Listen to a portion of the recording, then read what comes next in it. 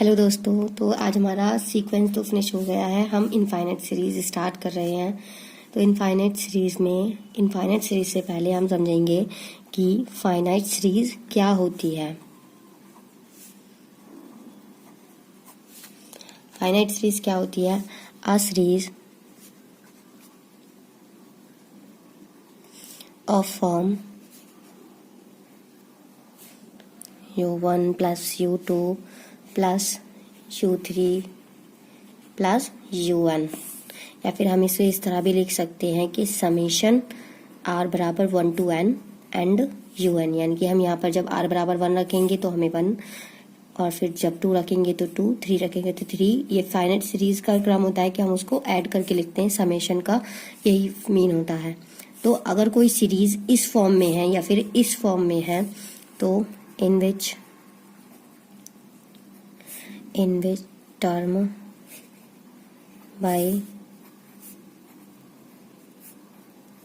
preceding term by a definite rule। अगर कोई ऐसी सीरीज है जो इस फॉर्म में है या फिर इस फॉर्म में है, वो भी एक टर्म के अकॉर्डिंग यूज की गई है। जैसे हम यहाँ पे 1 रखेंगे, 2 रखेंगे, 3 रखेंगे, एक पूरे फॉर्मेट में है, पूरे रूल के अकॉर्डिंग है, तो हम उसको फाइनाइट सीरीज कहते हैं। ये फाइनाइट सीरीज क्यों है? क्योंकि हमें पता है ये r बराबर 1 से n है, और यहाँ पर हम n की वैल्यू ले सकते हैं, कुछ भी नेचुरल नंबर में कुछ भी ले सकते हैं। और इनफाइनाइट सीरीज हम किसको कहते हैं?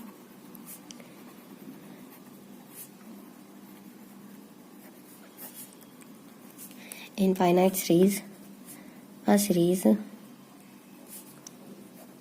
of a form। अगर कोई सीरीज है r बराबर 1 से इन्फिनिटी, यानी कि हमें पता नहीं है कि वो कहाँ तक जा रही है। इन्फिनिटी का मतलब यही तो होता है कि हम इन्फिनिटी तक कभी नहीं पहुंच सकते। In which term by preceding term by a indefinite rule. यहाँ पर हमें ये सीरीज है, ठीक है। तो फाइनाइट सीरीज को जब हम इनफाइनाइट रूल के अकॉर्डिंग कर देते हैं, यानी कि जब ये हमारी सीरीज एन तक ना जाकर और आगे तक जाएगी, इन्फिनिटी तक जाएगी, तो हम उसको क्या कहेंगे? इनफाइनाइट सीरीज कहेंगे। या फिर हम उसको एक और डेफिनेशन के थ्रू कर सकते हैं कि the series is called an infinite series if the number of terms is infinite। यानी कि कोई सीरीज है तो उसमें क्या होना चाहिए? जो नंबर ऑफ टर्म्स हैं, यानी कि जो ये हैं u1 plus u2 plus u3, ये हमारी फाइनाइट सीरीज है यहाँ पर un तक। लेकिन जब हम इससे आगे तक बढ़ते जाएंगे, यानी कि u इन्फिनिटी तक, हमें पता नहीं है अब ये कहाँ तक जा रहा है, क्योंकि इन्फिनिटी तक तो हम कभी पहुंच नहीं सकते। तो यानी कि जो अगर किसी सीरीज में इनफाइनाइट नंबर है तो हम उसको क्या कहेंगे? इनफाइनाइट सीरीज कहेंगे। इसके बाद आते हैं हम कन्वर्जेंट सीरीज पर, कि कन्वर्जेंट सीरीज किसे कहते हैं? Convergent series a series infinite series के बारे में बात कर रहे हैं, क्योंकि वही चैप्टर है ये। फाइनाइट हमने इसलिए समझाया था जिससे कि समझ में आए कि इनफाइनाइट किसको कहते हैं। Is said to be convergent if, अगर हम लिमिट निकालते हैं, लिमिट हमें पता है n टेंड्स टू इन्फिनिटी होता है Sn की। अगर हम किसी Sn की लिमिट निकालते हैं और वो फाइनाइट आती है तो हम इसको क्या कहेंगे? कि वो कन्वर्जेंट सीरीज है। भैया जो Sn है हमारा वो क्या है? Sn is sum of first N terms of series. अब हम इनफाइनाइट सीरीज की डायरेक्टली कन्वर्जेंट लिमिट तो निकाल नहीं सकते हैं, तो हम इस सीरीज में से क्या करेंगे कि कोई फर्स्ट एन टर्म्स देख लेंगे। अब हमें वो देखकर, सीरीज को देखकर पता चलेगा कि हमें उसका जो एन टर्म निकालना है वो जीपी के थ्रू निकालना है, यानी कि जीपी के थ्रू या फिर एपी के थ्रू निकालना है। अरिथमेटिक प्रोग्रामिंग जो हमने 11th क्लास में पढ़ते हैं, समांतर श्रेणी और गुणोत्तर श्रेणी, तो उसके थ्रू निकालना है।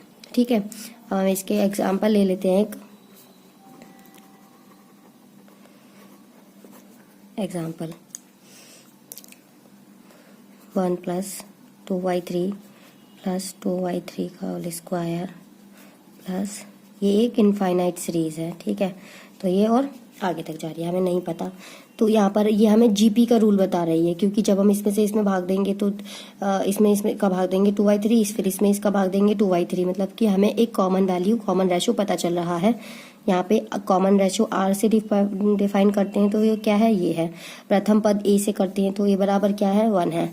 अब यहाँ पर इसका वैल्यू क्या होती है, एस एन बराबर क्या होता है, sum of first N terms of GP, यानी कि गुणोत्तर श्रेणी जो होती है। ठीक है, तो अब हम यहाँ पे इसका फॉर्मूला क्या होता है, और गुणोत्तर श्रेणी का 1 - r की पावर n अपॉन 1 - r, तो इसका फॉर्मूला ये होता है। अब हम यहाँ पे इसे कैसे कर लेंगे, यहाँ पर हम इसकी वैल्यू जो हमने ऊपर से की है वो निकाल लेंगे। तो a की वैल्यू तो 1 निकली है, और यहाँ पर 1 माइनस के r की जगह क्या है हमारा 2y3, और 2y3 की हमें क्या लेनी है, पावर में n लेना है। यहाँ पर हम इसे लगा देंगे, 1 - 2y3 हो जाएगा। अब हम इसे क्या करेंगे कि 1 में अंदर मल्टीपल करेंगे तो 1 ही आएगा। 1 - 2y3 की पावर n, इसको सॉल्व करो, 3 एकम 3, 3 में से 2 गया 1, ये क्या बचेगा, 1/3 बचेगा। ये 3 का ऊपर चला जाएगा, ये जब हम भाग करेंगे, इसको सॉल्व करेंगे तो यहाँ पर बचेगा 1 - 2y3 की पावर n बचेगा। ठीक है, अब हमें Sn है, अब हमें निकालनी क्या है, इसकी कन्वर्जन वैल्यू निकालनी है, दैट मीन्स इसकी हमें लिमिट निकालनी है। तो हम लिमिट लगा देंगे, तो लिमिट क्या हो जाएगी, limit n tends to infinity, limit n tends to infinity Sn बराबर हमारे पास क्या हो जाएगा, हमारे पास क्या था कि limit n tends to infinity दोनों तरफ लगाएंगे। अब जो हमारे पास था हम उसको लिख देंगे, हमारे पास क्या था, ये था ना। ठीक है, इसको अब 3 है, ये एक कांस्टेंट वैल्यू है, तो इसको हम बाहर ले लेंगे, क्योंकि लिमिट तो कांस्टेंट पर नहीं लगती है। तो लिमिट यहाँ पर लगाएंगे, limit n tends to infinity, और लिमिट हमने लगा ली, तो हम 3 तो कांस्टेंट वैल्यू थी इसलिए हमने बाहर ले ली। अब हम करेंगे 1 - 2y3 की पावर n, ये कर लिया हमने। अब यहाँ पर आ जाएगा 3 हमारा बाहर है, लिमिट 1 पे तो कुछ नहीं लिमिट लगेगी। ठीक है, तो 1 तो ऐसा का ऐसा ही, अब इस पे लिमिट लगा दो, क्योंकि कांस्टेंट की वैल्यू पे लिमिट लगाओ तो वही की वही प्राप्त होती है, इसलिए हमने नहीं लगाया। 3 1 माइनस लिमिट लगा दो इस पर 2y, तो यहाँ पर भी 2y3 की पावर क्या हो जाएगा, इन्फिनिटी। ठीक है, अब हमने आपको बताया था कि 2/3 की वैल्यू कितनी होती है, जब हम 3 में 2 का भाग देंगे तो पॉइंट की वैल्यू आएगी, दैट मीन्स ये वैल्यू 1 से छोटी आएगी। और जब कोई वैल्यू 1 से छोटी होती है, हमारे पास है x की पावर इन्फिनिटी, अगर x की वैल्यू इज लेस देन 1 है तो इसकी टोटल की वैल्यू 0 होती है। अगर x की वैल्यू इज ग्रेटर देन 1 है तो इसकी टोटल की वैल्यू क्या होती है, इन्फिनिटी हो जाती है, या फिर 1 हो जाती है। ठीक है, तो हम यहाँ पर पहले तो छोटी है तो हम ये देखते हैं, तो 0 हो जाएगा। 3 1 माइनस 0 आप इसके अंदर करेंगे तो 3, ये एक फाइनाइट वैल्यू आई है। ठीक है, फाइनाइट ये हमारा यहाँ पे नीचे चलता आ रहा है, limit n tends to infinity Sn। ठीक है, तो हमारे पास क्या हुआ, consequently the given series is convergent, यानी कि हमारे पास फाइनाइट वैल्यू पता चल गई, तो ये पता है कि ये वैल्यू कन्वर्जेंट है। तो ये हमें कन्वर्जेंट समझ में आ गया, कन्वर्जेंट हमें कैसे फाइंड करना है और किस तरह से फाइंड करना है। अब हम आते हैं डाइवर्जेंट सीरीज पर। डाइवर्जेंट सीरीज, डाइवर्जेंट सीरीज पर क्या होता है, अगर कोई सीरीज है, सीरीज हम इनफाइनाइट सीरीज हम इसलिए यूज नहीं कर रहे क्योंकि हमें पता है हम इनफाइनाइट सीरीज के बारे में बात कर रहे हैं। तो कोई सीरीज है, ये इनफाइनाइट ही है, is said to be divergent if, अगर हम लिमिट निकालते हैं Sn की, वो आती है प्लस माइनस इन्फिनिटी है, तो प्लस इन्फिनिटी आए या माइनस इन्फिनिटी आए, कुछ भी आ सकती है। और वेयर जो हमारे पास Sn है is the sum of first n terms of series. Sn बराबर, हम Sn की वैल्यू क्यों निकालते हैं, क्योंकि देखिए हमारे पास ये सीरीज थी u1 plus u2 plus un, ये तो फाइनाइट सीरीज हो गई थी। अब हमें इसे आगे जाना है तो इनफाइनाइट, अब इनफाइनाइट की हम ऐसे तो निकाल नहीं सकते, तो अब हम पहले इसमें से फर्स्ट एन टर्म्स की वैल्यू निकालेंगे, फर्स्ट एन टर्म्स डिफाइन करेंगे AP या फिर GP के थ्रू, जो भी हमें पता चलेगा। उसके बाद जो हमारे पास Sn आएगा, यानी कि बाद फिर जो भी हमारे पास सीरीज आएगी हम उसकी निकालेंगे, लिमिट निकालेंगे। उसके बाद फिर हमें पता चल जाएगा अगर फाइनाइट वैल्यू है तो वो कन्वर्जेंट होगी, अगर प्लस माइनस इन्फिनिटी है तो वो डाइवर्जेंट होती है। एग्जाम्पल देख लेते हैं। तो हम एग्जाम्पल लेते हैं, एग्जाम्पल है हमारा Sn बराबर, सॉरी हम पहले एक सीरीज ही देखते हैं, 1 + 2 + 3 plus n plus infinity. Infinity तक हमें नहीं पता कि इसकी लिमिट कैसे निकाल सकते हैं, क्योंकि n से आगे जा रहा है, तो हम इसका पहले फर्स्ट n टर्म्स निकालेंगे। तो इसका फर्स्ट n टर्म क्या हो जाएगा, 1/2 n + 1 हो जाएगा। तो इसे हम मान लेते हैं Sn। अब हम जब इस पर लिमिट लगाएंगे, हम Sn n tends to infinity इसलिए लिख रहे हैं, जब भी हम लिमिट लगाते हैं तो हमें पता होता है कि जो लिमिट लग रही है वो n टेंस टू इन्फिनिटी ही लग रही है। जब हम इसमें इन्फिनिटी लगाएंगे, नीचे तो कुछ है नहीं है n का जो हम काट दें तो इन्फिनिटी ना आए, जब हम इसमें इन्फिनिटी लगाएंगे, n की जगह इन्फिनिटी रखेंगे तो अंदर इन्फिनिटी, n की मतलब इन्फिनिटी की किस में भी मल्टीप्लाई करो आप, इन्फिनिटी ही आएगा। तो यहाँ पे वैल्यू क्या आ जाएगी, infinity. So the given series is divergent। तो हमारे पास प्लस आई इन्फिनिटी माइनस आई इन्फिनिटी कुछ भी आए वो हमारा डाइवर्जेंट हो जाएगा। अब हम आते हैं ऑस्किलेटरी सीरीज पर। ऑस्किलेटरी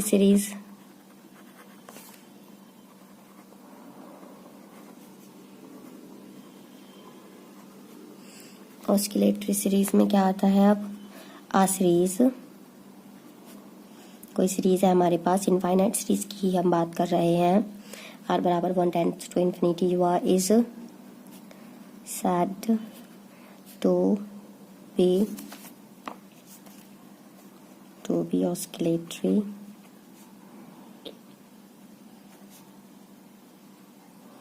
सीरीज इफ, तो हमारे पास Sn है, यानी कि जो हम फर्स्ट n टर्म्स की जो वैल्यू निकालते हैं, सम निकालते हैं, neither to a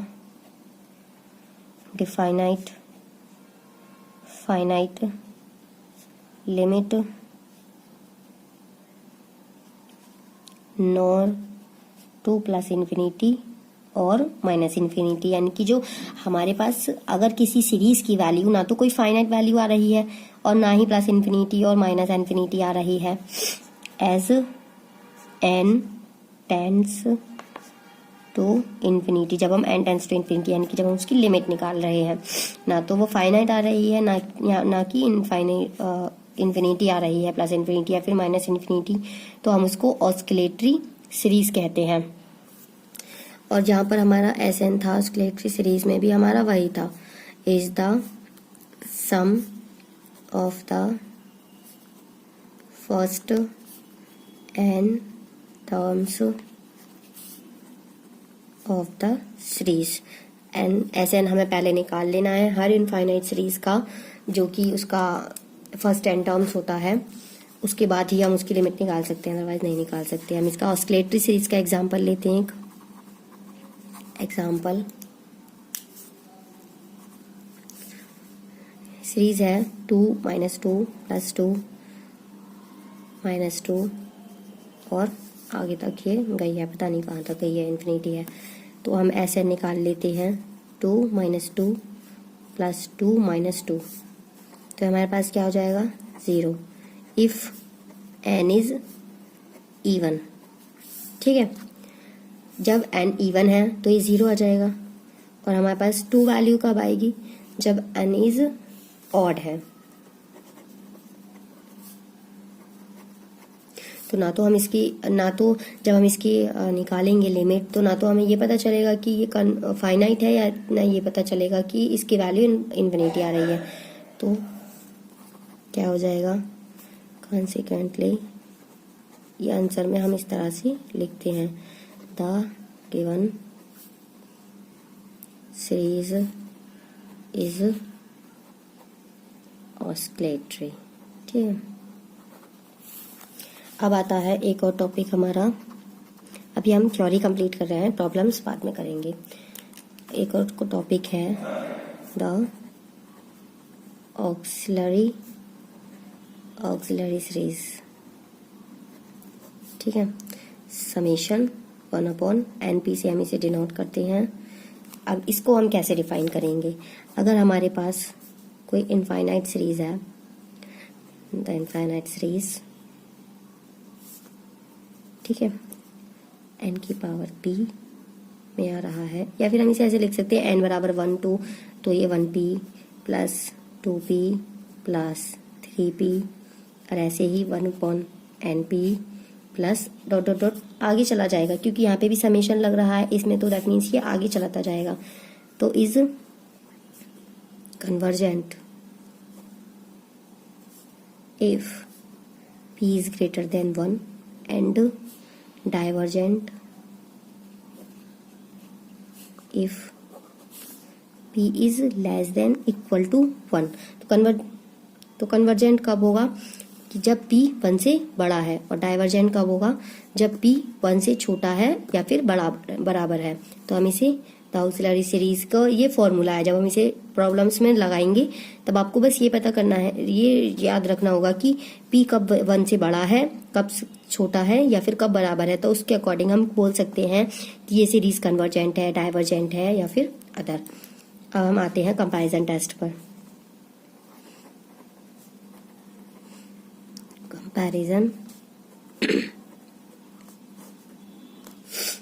comparison test क्या होता है, अगर हमारे पास कोई सीरीज है un and summation vn be 2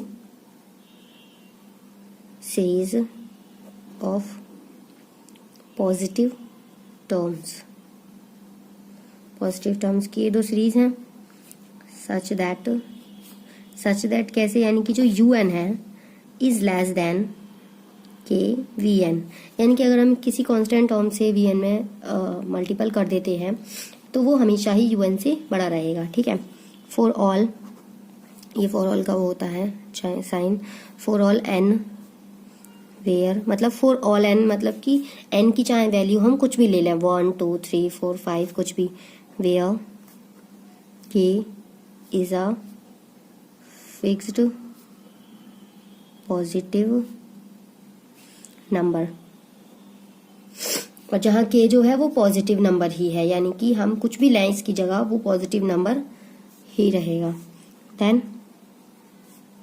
if summation vn converges so does summation un, and if summation un diverges then summation vn also diverges। ठीक है, तो जब हमारे पास ये चीज़ होगी, हमारे पास जब कोई सीरीज इसको फॉलो कर रही होगी, तो हम कह सकते हैं कि जब भी vn कन्वर्ज होगा तो ऑटोमेटिकली un कन्वर्ज होगा, और अगर un डाइवर्ज होगा तो ऑटोमेटिकली vn डाइवर्ज होगा। इसका उल्टा भी हो सकता है कि vn अगर डाइवर्ज होगा तो un डाइवर्ज हो सकता है, मतलब जो एक होगा वो दूसरा वाला होगा ही होगा। एग्जाम्पल ले लेते हैं हम, ठीक है, एग्जाम्पल है un बराबर √n upon n square plus 1। ठीक है, अब हम इसमें लेते हैं, लगाते हैं, तो हमें पहले देखना होता है कि n की वैल्यू हम मैक्सिमम से मैक्सिमम उसको नीचे कर पाएं। ठीक है, जिससे कि जब हम उस पर लिमिट लगाएं तो वो डायरेक्टली इन्फिनिटी ना हो जाए, हमें कोई फाइनाइट वैल्यू पता चले। तो इसके लिए हमें क्या करना होगा, un बराबर अंडर रूट एन यहाँ से लेंगे, एन स्क्वायर हम यहाँ से कॉमन ले लेंगे, तो यहाँ पे बचेगा 1 + 1 अपॉन एन स्क्वायर। ठीक है, क्योंकि जब भी हम यहाँ से एन स्क्वायर, जब भी हम 1 में से एन स्क्वायर कॉमन लेंगे तो उसके भाग करना होगा, गुणा करना होगा। जब ये वाला एन स्क्वायर कॉमन लेंगे तो ये वाला बचेगा, तो हमें ये वाली वैल्यू पता चलेगी। ये तो हो गया क्लियर। अब हमारे पास, अब हम इसमें से हमें वी एन भी चुनना होता है, इसमें से ही चुनना होता है। तो हम मान लेते हैं कि लेट वी एन बराबर under root n upon N square है। तो अब हम करते हैं you N upon we n. एक फॉर्मूला होता है, प्रोसेस होता है, ये पूरा एक जो हम बता रहे हैं आपको। तो u N upon we n कर दीजिए under root n upon N square, और ये अपॉन में ही है 1 + 1 upon N square under root n upon N square. इससे तो ये कट जाएगा, और ये 1 अपॉन में है तो ये नीचे आ जाएगा, u N upon we n, तो ये हो जाएगा 1 + 1 अपॉन एन स्क्वायर। ठीक है, अब यहाँ पर हम इसको कैसे लिख सकते हैं, आप ये भी देख लीजिए अभी कि एन की पावर 1/2 होती है। 1/2 को जब हम नीचे ले जाएंगे तो 2 - 1/2 होगा, क्योंकि पॉजिटिव नीचे जाकर निगेटिव हो जाएगा। 2 दूनी 4, 4 में से 1 गया 3, तो ये क्या हो जाएगा 3/2। तो हम यहाँ पर इसे एन की पावर 3/2 भी लिख सकते हैं। अब हम इसमें लिमिट लगाते हैं, limit s n tends to infinity, या फिर ओनली लिमिट भी लिख सकते हैं आप, पता तो होता ही है कि वो टेंस टू इन्फिनिटी है। U N upon V N बराबर limit N tends to infinity 1 + 1 upon N square. ठीक है, यहाँ पर हम लगा रहे हैं तो 1 + 1 अपॉन इन्फिनिटी आ जाएगा। अब ये क्या हो जाएगा 0। ठीक है, तो ये क्या हो जाएगा 1 + 0, 1 + 0 1, तो यहाँ पे आ जाएगा 1। Finite and non zero, finite है और जीरो भी नहीं है। और जब भी हमारे पास, यहाँ पर हम लिख देते हैं you N upon we N, और जब भी हमारे पास you N upon V N की जब हम लिमिट निकालेंगे, फाइनाइट आए और वो भी नॉन जीरो आए, यानी कि जीरो नहीं है, तो हम क्या करेंगे, तो हमारा जो वैल्यू होगी वो पूरी तरीके से कन्वर्जेंट है, डाइवर्जेंट है, ये किस पर डिपेंड करेगी, वी एन की वैल्यू पर। और वी एन की वैल्यू हमारे पास क्या आई थी, वी एन की वैल्यू आई थी हमारे पास 1/n की पावर 3/2 आई थी, पूरी की पूरी वैल्यू है ना, यही तो आई थी ना। तो सिंस हम यहाँ पर पूरा लिखते हैं अच्छे से, जैसा कि आप क्वेश्चन में लिखेंगे, since limit n tends to infinity u N upon we n, n is finite by non zero,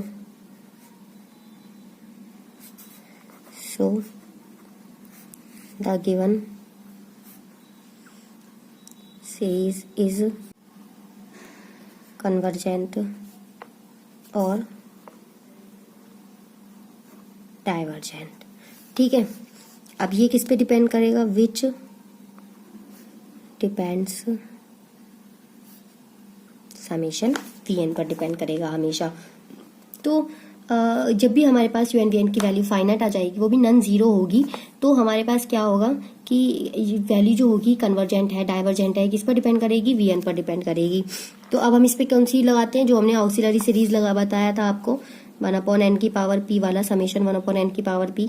इसमें ये हमारा वी एन जो आएगा हम देखेंगे, चलिए देखते हैं भाई।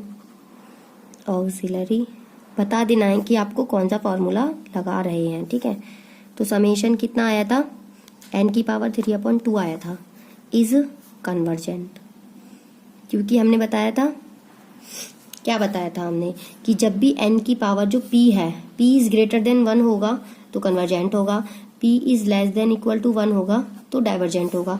तो 3/2 देखिए, 3/2 जो होता है वो 1 पॉइंट कुछ होता है, तो यानी कि 1 से तो बड़ा ही है ये, तो p तो क्या हो जाएगा, सीधे सीधे ये कन्वर्जेंट हो जाएगा, सिंस p बराबर 3/2 है और वो भी 1 से बड़ा है। So summation v n is convergent. हमें पता चल गया कि समेशन वी एन कन्वर्जेंट है, देयरफॉर इसलिए बाय कंपैरिजन टेस्ट,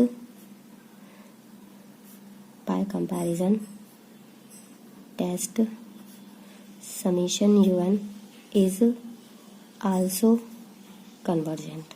हमने पढ़ा था समेशन उसमें कंपैरिजन टेस्ट में कि जब भी वी एन कन्वर्जेंट होगा तो यू एन ऑटोमेटिकली कन्वर्जेंट होगा, और अगर यू एन कन्वर्जेंट होगा तो वी एन ऑटोमेटिकली कन्वर्जेंट होगा, ये हमने बताया था। तो यही है, इसके थ्रू ही हमने पूरा एग्जाम्पल सॉल्व कर दिया। अब हम आते हैं कोची रूट टेस्ट पर। टॉपिक है अब हमारा कोचीज रूट टेस्ट। ठीक है, यहाँ पर हम मानते हैं let summation u n be a series. हमारे कोई सीरीज दी हुई है, ठीक है, ऑफ पॉजिटिव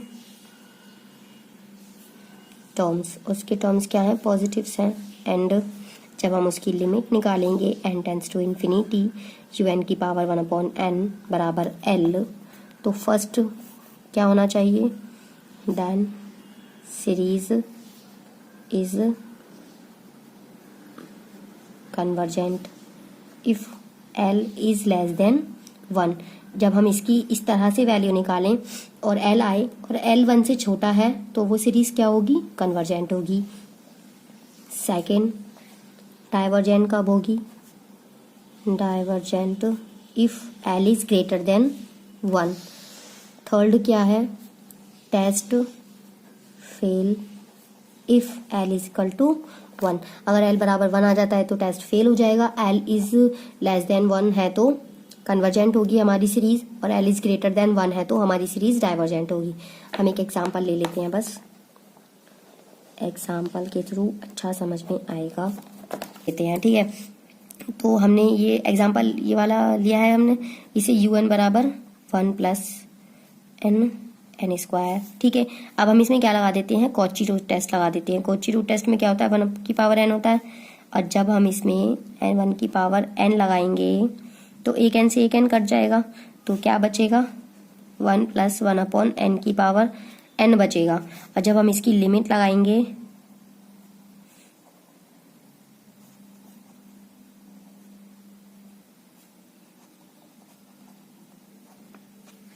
तो हमारे पास वैल्यू क्या हो जाएगी कि ये जो है इसकी वैल्यू हमें पता ही होती है, ई होती है, जो कि 1 से बड़ी होती है।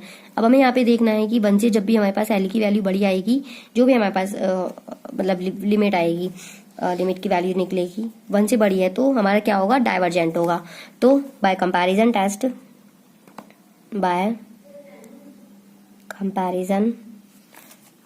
Test summation un is divergent. हो गया ना, सिंपली बस फॉर्मूला लगाना है। तो आज हमने ये कर लिया। प्रॉब्लम्स कुछ और थ्योरीज हैं वो हम करेंगे नेक्स्ट लेक्चर में, और प्रॉब्लम्स ही बहुत सारी सॉल्व करनी है। इसको दोबारा एक बार रिवीज कर देते हैं, ठीक है। हमने इनफाइनाइट सीरीज शुरू किया है। पहले हम इनफाइनाइट सीरीज से, जब तक हम फाइनाइट सीरीज नहीं समझेंगे हमें इनफाइनाइट सीरीज नहीं समझ में आने वाली है। तो फाइनाइट सीरीज हम समझते हैं। अगर कोई सीरीज इस तरह से दी हुई है, u1 plus u2 plus u3 summation में दी हुई है, तो r बराबर 1 to n, हमें पता है कि वो कहाँ से कहाँ तक है, तो वो हमारी हमेशा फाइनाइट सीरीज होती है। और जब हमें कोई सीरीज r बराबर 1 to इन्फिनिटी दी हुई है, हमें पता नहीं है कि वो कहाँ 1 से शुरू हो रही है लेकिन कहाँ तक जा रही है, मतलब कि वो n तक चल रही है, तो हमारी इनफाइनाइट सीरीज होती है, ठीक है। तो कन्वर्जेंट, अब इसके बाद आते हैं हम कन्वर्जेंट सीरीज पर। कन्वर्जेंट सीरीज में क्या होती है? जब हम उस इनफाइनाइट सीरीज की लिमिट निकालते हैं और वो फाइनाइट आती है तो हम उसे कहते हैं कन्वर्जेंट सीरीज। लेकिन हम लिमिट कैसे निकालते हैं? डायरेक्टली इनफाइनाइट सीरीज की तो नहीं निकालते। तो पहले हम उसमें से एक एसएन निकालते हैं, जो कि क्या होता है? इस sum of first N terms of series, यानी कि जो कि हम एपी और जीपी के थ्रू निकालते हैं। एग्जाम्पल आपको आई होप समझ में आ गया होगा। डाइवर्जेंट सीरीज में जब हम उस इनफाइनाइट सीरीज की लिमिट निकालते हैं और वो प्लस इन्फिनिटी और माइनस इन्फिनिटी आती है, तो वो हम इसे क्या कहते हैं? डाइवर्जेंट सीरीज कहते हैं। यहाँ पर भी हम पहले एसएन निकालते हैं, जो कि हमारी जो सीरीज होती है उसका फर्स्ट एन टर्म्स होता है, ठीक है। अब इसके बाद आते हैं हम ऑस्किलेटरी सीरीज पर। ऑस्किलेटरी सीरीज किसे कहते हैं? जब हम किसी इनफाइनाइट सीरीज की लिमिट निकाल रहे हैं और ना तो वो फाइनाइट आ रही है और ना ही प्लस इन्फिनिटी और माइनस इन्फिनिटी आ रही है, तो हम उसको ऑस्किलेटरी सीरीज कहते हैं। ऑस्किलेटरी सीरीज के बाद आता है the auxiliary series. Auxiliary series में क्या होता है? अगर कोई हमारे पास एक इनफाइनाइट सीरीज है, अगर इसकी वैल्यू, इसमें पी की वैल्यू इज ग्रेटर देन 1 है तो हम उसको कन्वर्जेंट कहेंगे। अगर is less than equal to 1 है तो हम उसको हमारी सीरीज जो होगी वो डाइवर्जेंट हो जाएगी। कंपैरिजन टेस्ट में क्या होता है, हमारे पास कोई यू एन वी एन दो सीरीज होती हैं पॉजिटिव, अगर हम उसको इसके थ्रू कर पाते हैं कि u n is less than k v n, तो इसमें क्या होता है कि वी एन अगर कन्वर्ज है तो यू एन ऑटोमेटिकली कन्वर्ज होता है, यू एन डाइवर्ज है तो वी एन आल्सो डाइवर्ज होता है, यानी कि एक दूसरे पर ये लिमिट्स डिपेंड करती हैं अपनी। इसके बाद आते हैं हम कोची रूट टेस्ट पर। कोची रूट टेस्ट में क्या होता है कि जब हमें u n be as series, हमें कोई सीरीज दी हुई होती है और हमें इस फॉर्मूले के थ्रू हम उसको लिमिट निकालते हैं, उसकी लिमिट जो होती है अगर 1 से छोटी होती है तो हम उसे कन्वर्जेंट कहते हैं उस सीरीज को, अगर 1 से बड़ी होती है तो वो सीरीज हमारी डाइवर्जेंट होती है। अगर वो वैल्यू l बराबर 1 यानी कि 1 के बराबर होती है तो हमारा वहां पे टेस्ट फेल हो जाता है, जिसके बाद हम उसमें नेक्स्ट जो थ्योरम होती है वो लगाते हैं, और वो हमें बाद में पढ़ाएंगे, पहले आप इतना कीजिए।